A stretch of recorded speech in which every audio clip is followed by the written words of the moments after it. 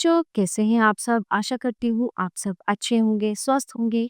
स्वागत है आपका इस कक्षा में। आइए आज हम पढ़ते हैं हिंदी का पाठ 2, कौन अधिक अच्छा है। इस पाठ का नाम सुनते ही आप समझ गए होंगे कि एक तरह से जो कंपैरिजन होता है, जो ईश्वर है, जो भगवान है, उसने जिसे भी इस धरती पर बनाया है, उसके अंदर कुछ ना कुछ विशेष गुण जरूर भेजे हैं। तो कोई किसी को नहीं कह सकता कि मैं तुमसे अधिक अच्छा, मैं तुमसे अधिक बलवान, ये वो नहीं। भगवान ने चाहे जीव जंतु बनाए हैं, चाहे वो पशु पक्षी बनाए हैं, चाहे वो इंसान बनाया है, हर इंसान के, हर पशु पक्षी के, हर जीव के अंदर एक अलग गुण और दोष दोनों चीजें देके उसने भेजा है। तो किसी से भी तुलना करना या किसी को भी ये कहना कि मैं तुमसे ज्यादा श्रेष्ठ, तुमसे ज्यादा बलवान, कहीं तक भी सही नहीं होता।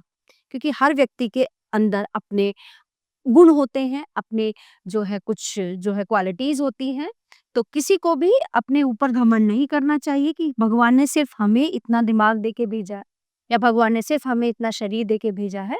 तो ये चीजें सब गलत है। तो तो चलिए शुरू करते हैं। किसी भी प्राणी के छोटे बड़े आकार को देखकर उसे महत्वपूर्ण व महत्वहीन नहीं समझना चाहिए। ईश्वर में हर प्राणी को एक विशेष गुण प्रदान किया है, जिसके कारण ही वो समाज का अभिन्न हिस्सा है। अतः हमें एक दूसरे का सहयोग करना चाहिए, तभी हम उन्नति कर सकते हैं। ठीक है, तो चलिए शुरू करते हैं। एक वृक्ष के नीचे हाथी बैठा था। तभी वहां एक बंदर आया। उसने हाथी से पूछा कि बड़े भाई तुम क्या सोच रहे हो। ये हाथी और बंदर के बीच की वार्तालाप है।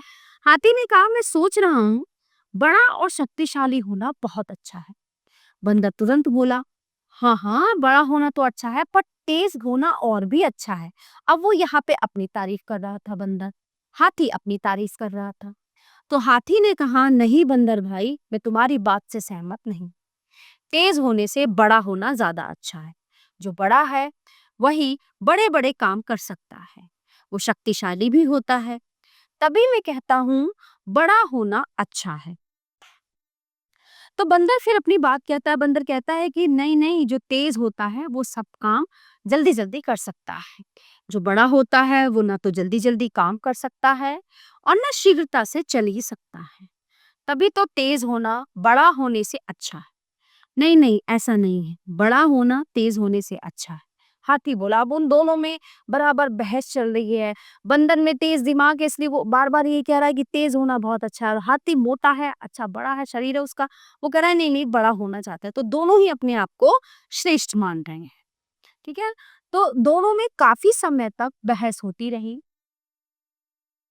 फिर कोई निर्णय नहीं हो पाया। तभी वहां एक भालू आया। उसने पूछा कि क्या हो रहा है हाथी भाई। तो हाथी ने कहा, मैं कहता हूँ बड़ा होना अच्छा है।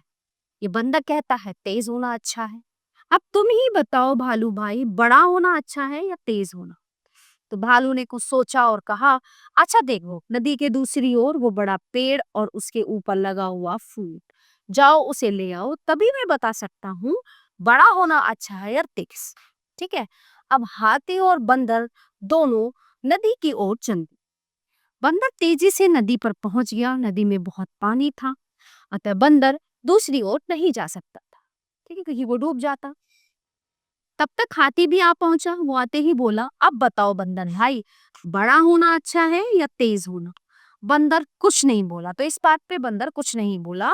तो होता क्या है फिर, आओ मेरे ऊपर बैठ जाओ, हाथी ने बंदर से कहा। तो इस प्रकार वे दोनों नदी के दूसरी ओर उस बड़े पेड़ के पास पहुंच गए। हाथी इस फूल तक नहीं पहुंच सका। बंदर तेजी से फूल तक पहुंच गया। तो उसने हाथी से कहा कि अब बताओ बड़े भाई, तेज होना अच्छा है या बड़ा होना। तो हाथी कुछ नहीं बोला। बंदर फूल लेकर नीचे आ गया। फिर वे दोनों वापस भालू के पास पहुंचते हैं। भालू ने पूछा, इस फूल को पेड़ से कौन लाए।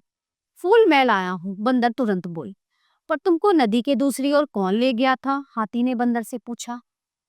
नदी की दूसरी ओर मैं तुम्हारे ऊपर बैठकर गया था, बंदर ने कहा। तो भालू ने हाथी और बंदर से पूछा, अब तुम दोनों बताओ कि क्या होना अच्छा है, बड़ा होना, तेज होना या दोनों होना। तो हाथी और बंदर भालू की बात समझ गए कि सबका अपना अलग अलग गुण है। तेज होना भी अच्छी बात है, बड़ा होना भी अच्छी बात है। ठीक है, तो प्यारे बच्चों, ये पार्ट यहीं पे समाप्त होता है। आशा करती हूँ आपको अच्छे से समझ आया होगा। मिलते हैं अगली कक्षा में। धन्यवाद।